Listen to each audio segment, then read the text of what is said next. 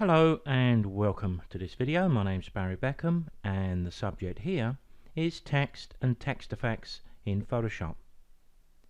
There's going to come a time when we need to apply text to an image, and there's quite a number of projects where text can be put to good effect. Video and slideshow titles is just one of them. Text in Photoshop is always created on a new layer, which makes it versatile and it remains editable for as long as we need it. What we're going to do here is we're going to use text, layers, styles and layer masks in a creative way. If we go to the toolbox on the left hand side and click and hold at the bottom right of the text tool, we'll see there's 4 options for text. Horizontal type text, which is what we're going to be using probably 99% of the time. We can create the text vertical if we've got a need for that, and we can also create text in a selection, but I think there's probably a better way of doing that. Everything I'm going to say about horizontal type text also applies to vertical, so for this exercise I think we only need to concern ourselves with horizontal type text tool. Once I've got the text tool selected, I can click anywhere in the picture space and we'll see a flashing cursor very similar to what we see in a Word program, and we can type whatever text we want. If we look over on the right hand side, you can see that the text layer has been created automatically for us. Generally, I don't worry too much about what colour appears first off, because I think we can change that quite easily with the effects in a few moments. If we want to change the text, we'd have to do something very similar to what we would do in a Word program. We would click and highlight it. Then from the top of the screen we've got the options for hundreds of different fonts.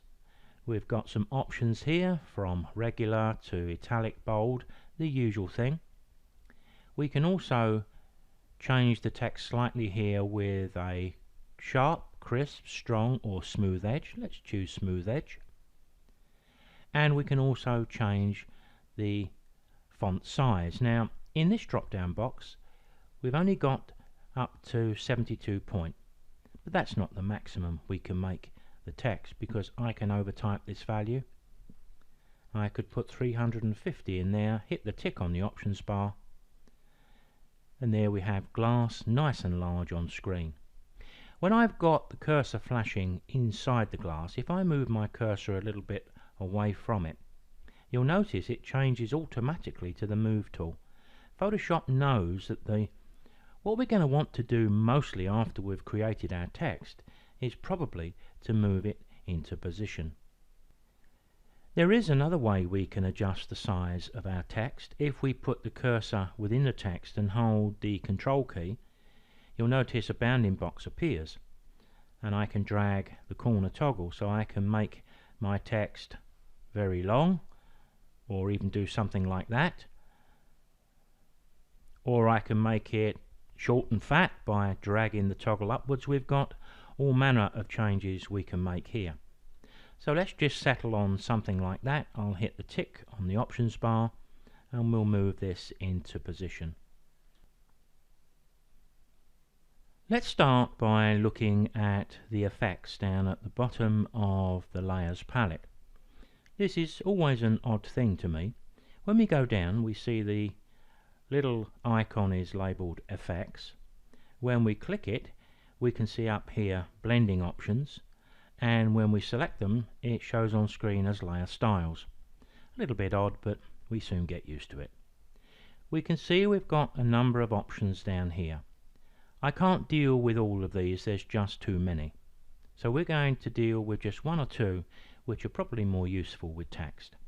Let's start with a drop shadow, because most people understand a drop shadow. You got to remember too that I'm working on a high resolution image here, so any of the settings we apply here would be slightly less if you was working on an image, let's say for the size of a slideshow. When I tick to add the drop shadow, a drop shadow will be added. Generally speaking, the shadow that's added will be whatever the last settings we used within this panel were.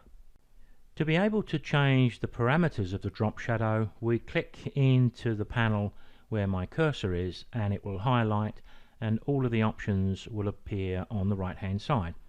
So for example, I can adjust the blend mode, the opacity, I can drop it down or push it up to whatever I want. I can change the light source so my shadow appears, say, out of the right and the bottom, and I've got control over the distance and the size, but I think they're pretty self-explanatory. We also get the opportunity to add colour. Now we can do that with gradients, but I'm just going to tick the colour box and it's picked up whatever colour I use last, and I'm going to highlight the box to open up the options on the right hand side.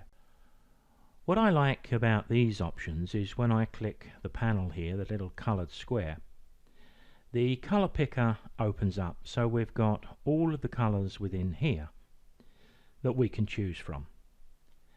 But we can also move our cursor onto the screen and sample any colours from the image. So if I wanted one of the warm tones, or even the blue, to try to balance the text colour with the image in question, I can select colours from the image. This I have found very useful. Let me settle on that warm tone. Maybe I'll just warm it up a bit more by first selecting it here and then tweaking it just a little bit there. I can click OK to that.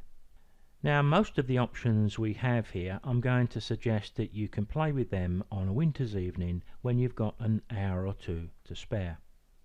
One of the others that I do quite like though is the bevel and emboss.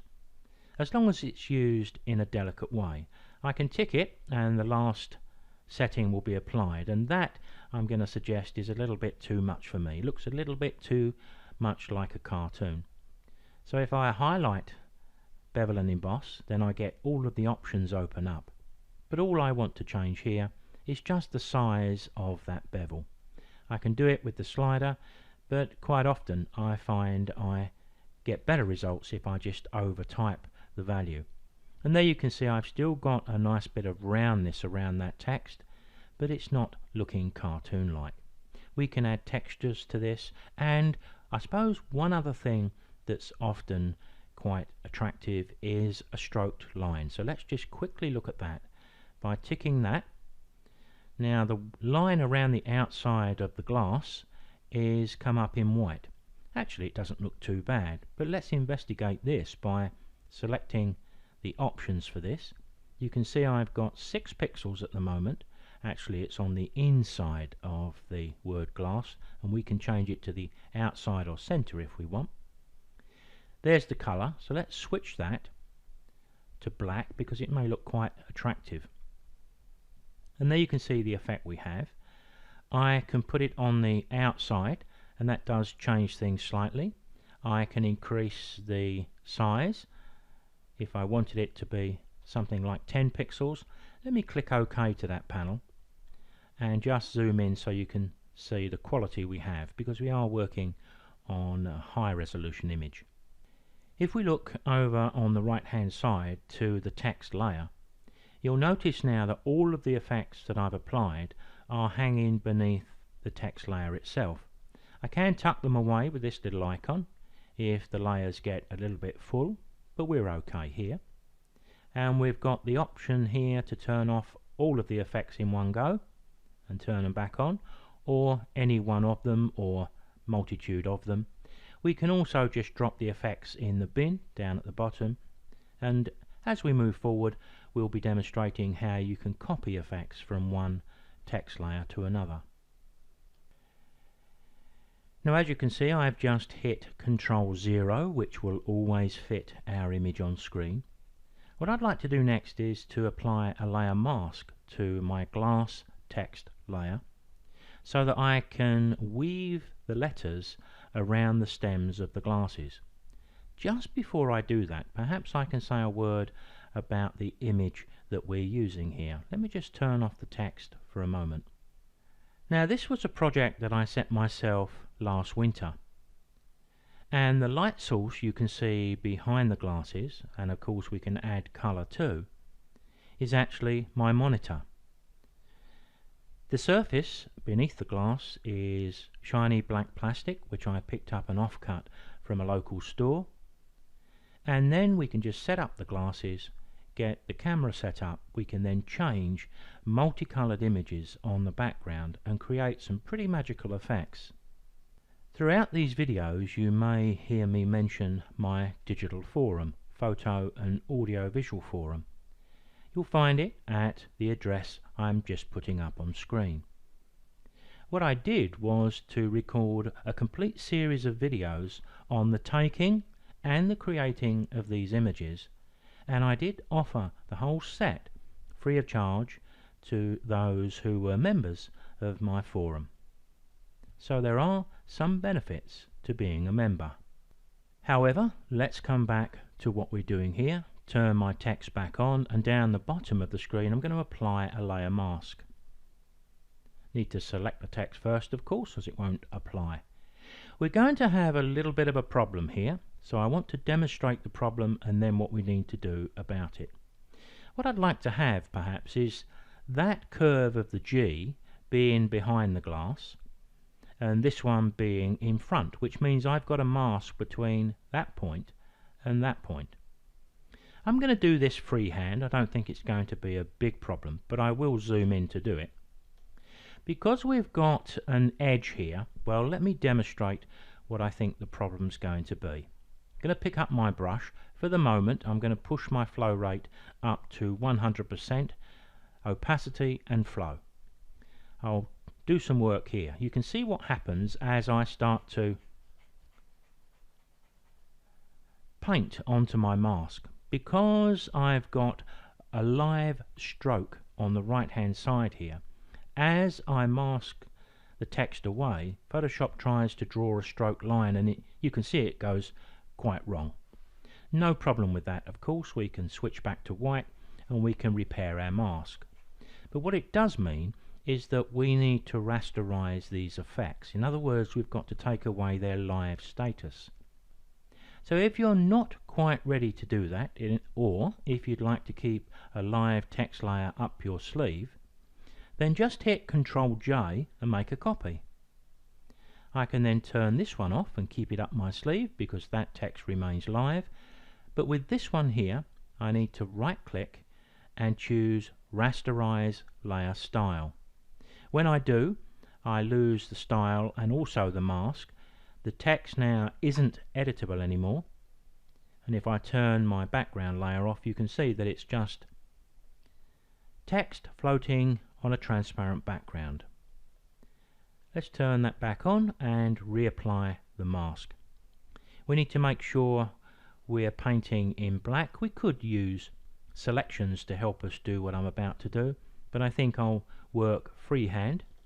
Going to zoom in quite large here.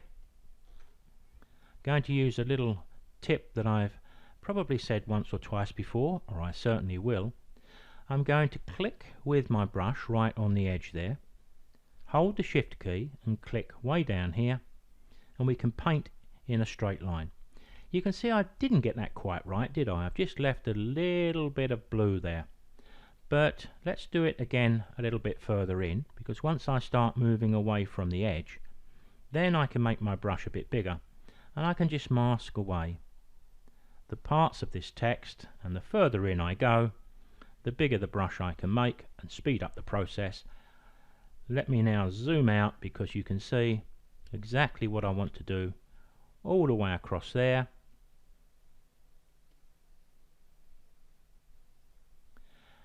But then I need to zoom in again to do the left hand side. So as you can see, I've zoomed in quite a bit here, but if I just click on the edge as before, hold the shift key and click a little bit further down, we can then paint between those two lines, and then we can remove the rest of the detail from the mask with a slightly bigger brush. Be careful though, because we don't want to go over the edge here. Now when you see tiny little bits around the edge there, no problem with that at all, because all you'd need to do is to switch to white You could make your brush smaller. You could even drop the flow rate down to something like 30 or 40%. And if you wanted to, click, hold the shift key, and you can just come back a little bit, because sometimes you need to do that. Let's go over to the other side. In actual fact, the other side, yes, the other side does need a tweak. Let's just click there, hold the shift, just move down carefully. But when I hit Control 0, you can see the effect we've created. Now, moving over to the layers, if we wanted to use a selection to try to assist us, then we can try that too.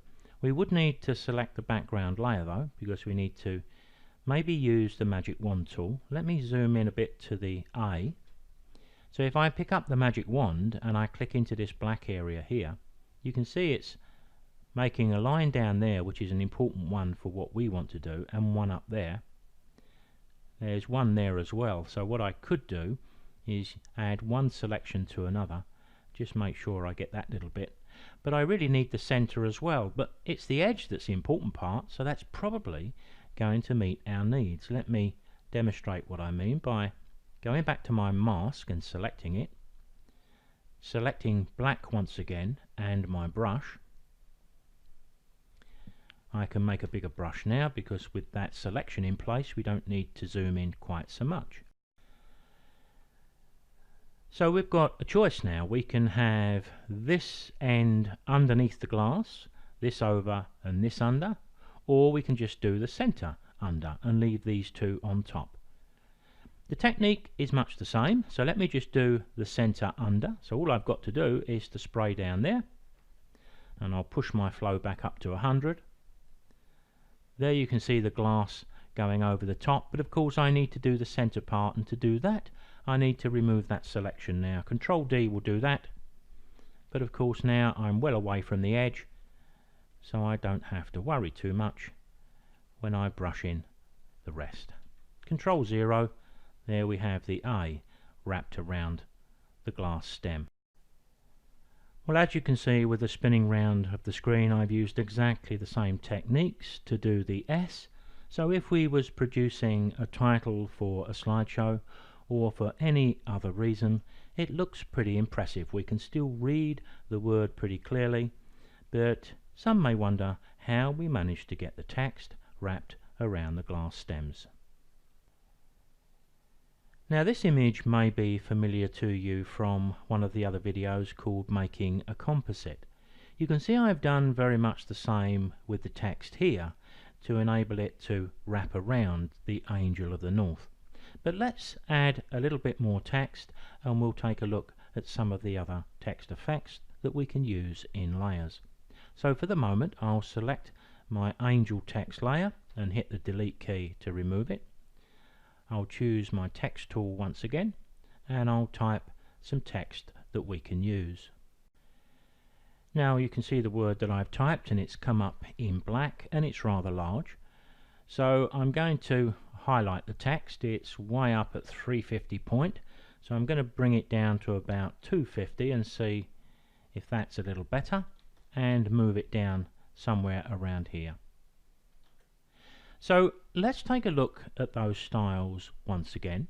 Remember, with the text highlighted, we can go down to the effects, and we've got many options. We can choose maybe a color overlay here. Now you can see I'm quite fond of taking the color from within the image, and I think I must have pulled this from over here somewhere, but click the panel, click around and have a look, because something else may work better. And if we're going to put an outline around the edge, sometimes we can even have a light color against a light color. The green may be a little bit over the top. Don't think that works quite as well. We're all going to choose something different, I'm sure. I think we can settle on that just to make a start. Let me click OK to the color. We'll do something similar to before. We'll add a little bevel and emboss, which I'm quite happy with the settings I can see. I'll add a drop shadow too. That looks a little bit heavy now. I'll drop that back to about 8 and 8 maybe. That looks a little bit tidier for me. And maybe I will just put a thin stroke line around the outer edge, and that's not as thin as I'd like, so let's go back down to 5. There we have a reasonable amount of text, and we can see all of the effects hanging below it. While I'm working through the project that I'm working on here, I then decide, well, perhaps I should have my text saying the angel. And where am I going to put the word the? Well, in fact, it doesn't matter because we can adjust it afterwards. I don't want the text the to be that big, so I'm going to make it even smaller than this. So I'll drop this down to maybe 150 and hit the tick. And I could position this somewhere else, maybe just there. If I want to apply the same effects and styles from the word angel to the word the, and they may look slightly different given the smaller size, but probably not much, I can go over to my layers. With the effects, I can drag them from one layer to another, but if I want to copy them from one layer to another, I have to hold the Alt key. And when I do that, you can see exactly the same effects on the other word. Let's take a look at one of the other options with layered text. Let me turn off the word the for a moment. I'm going to select the text layer angel, and with the text tool selected from the toolbox, you'll see an option at the top center of the screen, and when we click that, we get warp text. From within the style, you'll see there's quite a number of them. So we can pick one of these. Let's pick one at random. Let's pick bulge, for example. That's the default, but now I can change it. I have a vertical setting there. I can change the bend, and horizontal distortions and vertical distortions. You can see we have quite a lot of options here, and this is perhaps another one of those panels we want to look at when we've got an hour to spare. But at any time we want to remove them, we can click none. But I'll leave them there for the moment. In fact, we'll select one of the others. I think I'll choose, let's have a look at flag. That gives it a gentle movement, but in actual fact it's kept the other settings that I had there. So let me put these more or less back in place, and we'll get something that looks reasonable. That's not too bad. That looks okay. I'll click OK to that, because what you'll see on the right hand side is the same effects that we've applied. Nothing changes here at all, although it does show the text has been warped here. Now the great thing about this text layer in Photoshop is not only that we've got all of those styles which we can change and alter at any time, turn on and off at any time. We've got the warp text which we can do the same, but it still remains editable. I could click and drag and call it something completely different. I can click and drag and change the size and hit the enter key. Did we get 3? Yes, it's come up quite nice, isn't it? So we could make all those changes and the text is still live, and look at that. We're even getting those smart guides pop up that will assist us in positioning that text smack bang in the middle of the image, if that's what we wanted. In addition to the styles that we've got below the word statue here, just for the moment, let me pick up those effects, and I'm going to drop them in the bin. And I think I'll go back to the warp text and reset that to none. What I'm going to do next is to go to my Windows menu, and we're going to bring up styles. I'm going to drag this over, and I'll just put it in that position for the moment, because this is going to, I suppose we can think of this as a set of presets for what we've already used with the effects down here. Let me show you one which I quite like.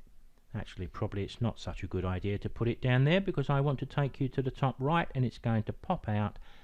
We've got all of these different styles down here. Let me bring up the web styles just for the moment. Don't worry about this panel. What it's saying to us is, do we want to replace these styles with the others? Well, yes we do, because we can easily get them back. But append means we can add one set of styles to another, so we could have them all showing if we really wanted to. I'll click OK. I'm going to drag this down because one of them that I quite like, let's pick up this one. Just going to click it. There you can see the effect that's added to the word statue.